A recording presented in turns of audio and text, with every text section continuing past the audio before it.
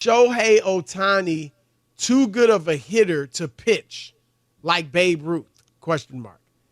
And there's an interesting quote, right? We know that Babe Ruth, when he was pitching full time, he was not hitting the 40, 50, and 60 home runs in a season. And there was one season, Rob, where he really, pitched. His last year pitching full time was also his best year as a hitter while pitching. But it was 1919. He had 29 home runs, led the league, and 113 RBI, which also led the league, hit 322. And then after that, they were basically done with him pitching. He threw a few more games over the next couple of years, but basically transitioned to being a full-time hitter. And here was a quote, Rob, that Babe Ruth said kind of about why he made that transition. Here's what he said. I don't think a man can pitch in his regular turn and play every other game at some other position and keep that pace year after year. He said, I can do it this season all right and not feel it, for I'm young and strong and don't mind the work. But I wouldn't guarantee to do it for many seasons. And his last year, when he did that, Rob, he was 24. Okay, now Shohei Otani, obviously this year, Rob, is not pitching. Right. And he's 29 years old. And he's hitting a career high, Rob, 348. And he's leading the league in slugging, OPS plus, total bases. Although while his batting average is up, he hit 304 last year, his slugging, OP, and OPS are down, but slightly. But, he led the league last year. He's leading it this year. But they're down a little bit. So I want to throw it out to you, Rob. He's hitting 348, league high. He's going to be up there in home runs. He got 13 right now. What are your thoughts on that? Do you think maybe they should transition him to strictly a batter, and field player? It's all fair. And for true disclosure, we need to say that quote that you read from Babe Ruth, yep, that came from sound that Steve DeSager got at a game. So I just want to make sure that everybody knows that. Steve, is he listening? Steve, when Rob is calling you old, you're old. Although, is Steve even older than you? I know. He might be younger. He's probably younger than both of us, maybe. Yes. But anyway, no, this is all logical, Chris, because when he pitches, that means there's 2 days, really, right, where he's not hitting. That's 2 days. What have they done? So obviously not hitting when he pitches. Do they sit him the next game or the game before? I think it's the game before. Yeah, I would think probably the game before. To get ready, you know what I mean? Yep. So you're missing a unbelievable bat for 2 days. So is that really what you want to do and make him where he's only getting up 5 times? It's a real argument. It really is. I say this, Chris. I think it's simple. You allow him to do both as long as he can where he's at that level on both ends. As soon as the pitching and he's just a starter, not an elite starter. At some point. Do you know what I mean? Because, Chris, how do you win championships in Major League Baseball? Pitching. Right. So if he's an elite pitcher, you can't give that up. You really got, and I get the hitting part. The Dodgers are loaded their lineup.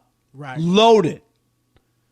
Yeah, I agree. Does that make sense? I totally agree. Because he is a better pitcher than Babe Ruth was. Right. Babe was like a solid pitcher, but Otani is an elite pitcher. He's not the best in the league. He's not the best. He's not a Garrett Cole or anything like that. He's not. But he's an elite level pitcher, right? He's an elite level, like an all-star caliber pitcher. Right. And like you said, that's what you need to win championships.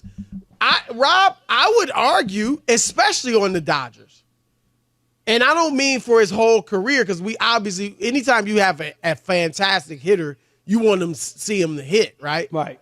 But, say for next season, as stacked as the Dodgers are, if I was forced to choose one or the other, you can make an argument you choose pitching.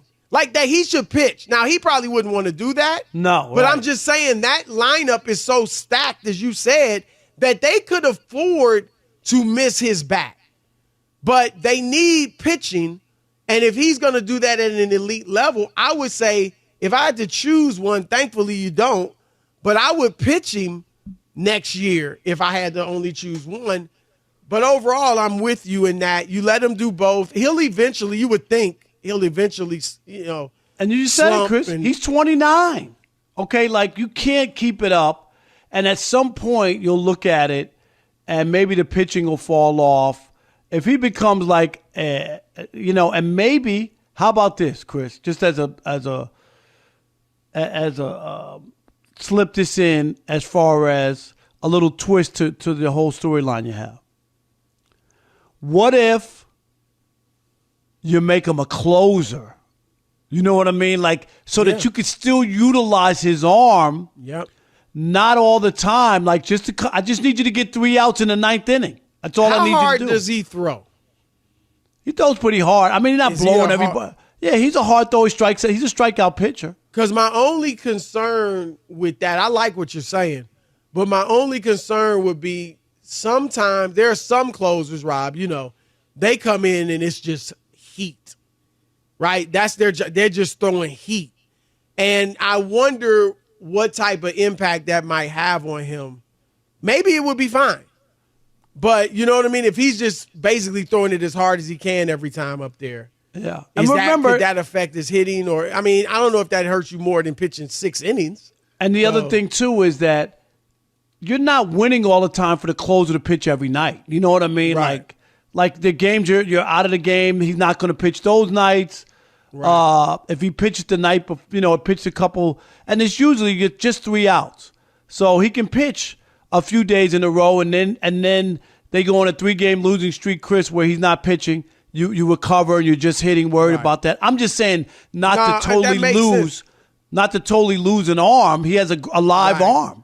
I would think that actually is what will happen, Rob. Like once I don't know maybe he'll pitch as a starter for 3 more years. That's and then a good when number. you start to see the years decline, old, yeah. Right? You start to see the decline, then he becomes a closer. What will really be stunning, and look, his whole career so far has been stunning, but there are a lot, the greats, Rob, the absolute great pitchers, they do last. You know what I mean? Verlander and, they're going to pitch into their 40 years mid to old, late Chris. 30s now. Right. So could he remain? I mean, it'd be shocking if at 35 and 36 he still was this level of pitcher. But here, look at this. John Smoltz. Smoltz is in the Hall of Fame. Chris was a starter, lights out, and then got hurt. Remember, he came back as a closer and became an elite closer. Right. Like you can do, and that was because of injury. But I'm saying you could transition I like into the that. Closer idea. I think it makes all the sense in the world. And I would imagine that that's something they would look at. They also could look at relief, middle relief or something, right? But I think unless you already had a great closer, you would probably look to see if he can be the closer first. He's got to be a closer or a starter. Like middle relief, you're not going to do that. Yeah. Why not? Because you want to keep him in the game and his at-bats and if you're pitching middle relief, you know what I mean? It's either got to be start the game, Chris, pitch 6-7 innings, great, or you're winning the game because you put him in and he got the final 3 outs. But no middle relief. It would have to be one of those two. I thought, Rob, and we talked about it, that I felt, and they got a long way to go, but I felt like he should be even better at the plate this year now that he's not pitching. It just makes common sense. I mean, that's why guys don't do both, or one reason is because to be a great pitcher, you have to focus on it full time, or to be a great batter, same thing. And I felt like now that he doesn't have to split his time, he's going to be phenomenal. And Rob, he's hitting .348 with 13 dingers. And now I'll say this, I saw 2 things. I think he's the only one on pace, Chris, for 40-40. He's on pace, 40 home runs, 40 steals. Yeah. And I don't know if you saw last night. Did you see the prank they pulled on him? Did you see it? No. He was getting up to bat, getting ready in the dugout to go to the, get ready for his at bat. Right. And they had somebody put on a helmet like they were going to pinch hit for him, Chris. It's priceless video. Like he's like. So how did he respond? Because he was like, you know, like. Right. What? And they're like, oh no, so and so. Me? They're like, so and so's gonna hit, and he's like, like he just like has a puzzle. Like, what? Right. I'm not hitting. And then they all start laughing, and then it's classic video if you haven't seen it. I tell you one thing, and you know I've said he's the best baseball player I've ever seen. And I guess I'm going to be honest. I'm not going to be a hypocrite. I guess this falls in, Rob, into that thinking that some have, and we had a caller say it last night, that there's a difference between best and greatest. Right. Because obviously he's not the GOAT. Got to do a lot more, but he's the best baseball player I've seen. No, we haven't seen this at this level. Right. An elite pitcher and an elite hitter. Like that's why all the baseball players, Chris, and you know this, went crazy. You remember they were ready to give him the MVP over Aaron Judge a couple years ago. You remember that? CC Sabathia and them were like, oh, they were basically like JD Martinez. He should get it every year, the MVP every year, blah, blah, blah. And he hasn't won it every year. And I get the reason why. Judge had a historic year that year, Chris. I thought he was clearly the MVP. And if you remember, only 2 voters voted for Otani. Right. And they both covered the Angels. Right. That didn't look good. Yeah, he's won 2 of the last 3. But what I will say, Rob, is let's say he stopped. Let's say he doesn't pitch anymore. And he's just a hitter.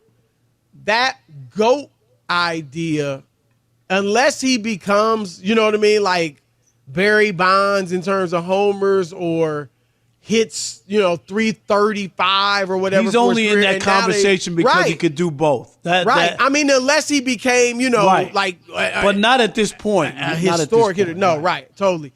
Like 44 home runs, 305, whatever, is not going to get you that GOAT status. So I agree. He'd have to do both for a significant amount of time unless his hitting just continues to get better and better.